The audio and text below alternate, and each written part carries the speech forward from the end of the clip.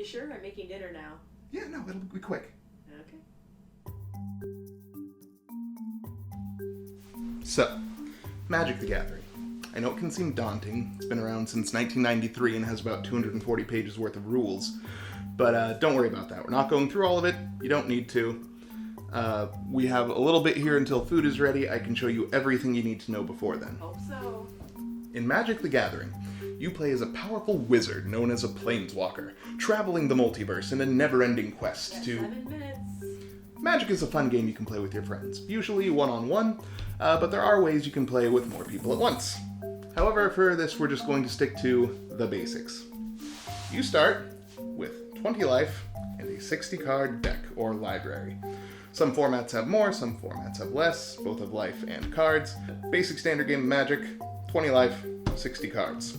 You win by getting your opponent down to 0 life, or if they run out of cards in their library and need to draw another one, they lose.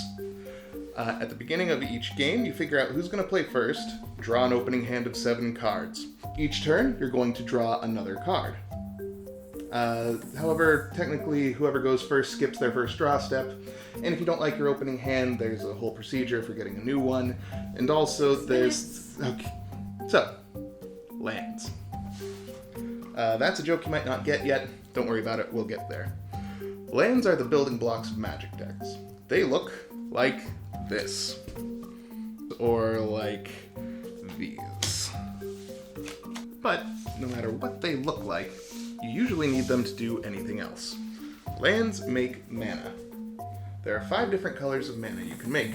White, blue, black, red, and green. And also colorless mana.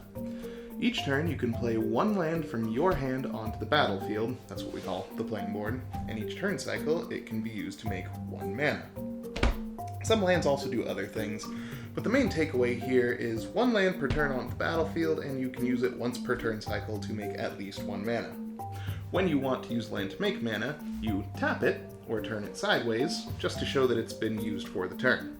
At the beginning of your next turn, all of your lands are going to untap, to show that they can be used again. So, now you can make mana. What are we going to do with it? Cast spells. Any card in your deck that isn't a land is going to be a spell of some kind, and each spell is going to have a mana cost, which you can find right here in the upper right corner of the card. If there's a number in the gray circle like this, it means you can pay that much mana of any color. The specific mana symbols next to it mean that you pay that many of that specific color. So, this card would cost 3 mana of any color, and 2 additional mana that must be black. There are different kinds of spells that you can cast. Sorceries are one-time effects, but you can only cast them at specific times. We'll cover that later.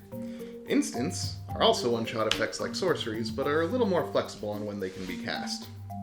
Enchantments and artifacts stay on the battlefield and have lasting effects or abilities. And then there's creatures. Creatures are usually going to be the main way you end up winning, as they can attack your opponent's life total. So, how does attacking work? At the bottom right of every creature card, you're going to see a little box with 2 numbers in it. The number on the left is the creature's power, or how much damage it deals in combat.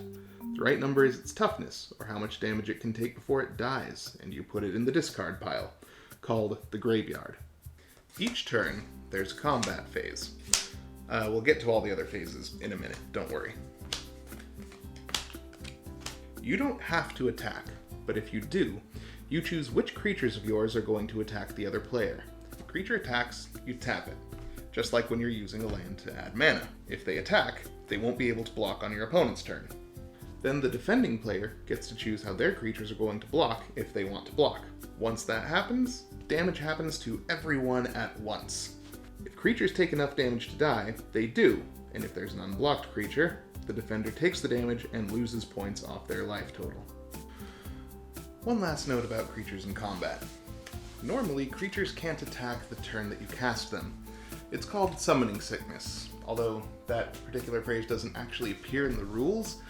It's a colloquialism that's used to explain a rule that's been around since... Skipping ahead. Parts of a turn. From the beginning. Untap. untap your lands, creatures, artifacts, whatever. If it's tapped, untap it.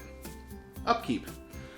Some cards will have effects that happen here. This is also the last chance people have to cast any instance or activate abilities before whoever's turn it is draws their card for the turn. Draw. Draw your card for the turn. Pretty easy. Main phase. This is where you can cast sorceries, creatures, really anything that isn't an instant. This is also where you can play your land for the turn. Combat. We kind of went through this before, but briefly.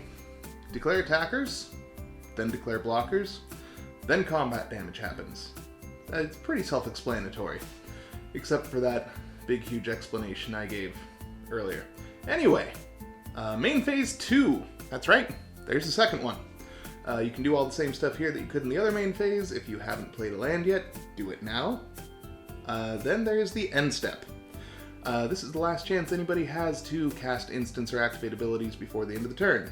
If no one does, we go to what's called cleanup, where if you have more than 7 cards in hand, you discard down to 7, and any damage that has happened to a creature that is still alive resets. That's right, all the damage on creatures goes back to 0 at the end of each turn. Not any damage that's happened to you. That sticks. And that's about it. Just read the cards to make sure you know what they do as you go, and that should be enough to get you started. Yeah. How do we do on time? Just about a minute to go. Heck yeah, beat the title of the video. So, what do you think?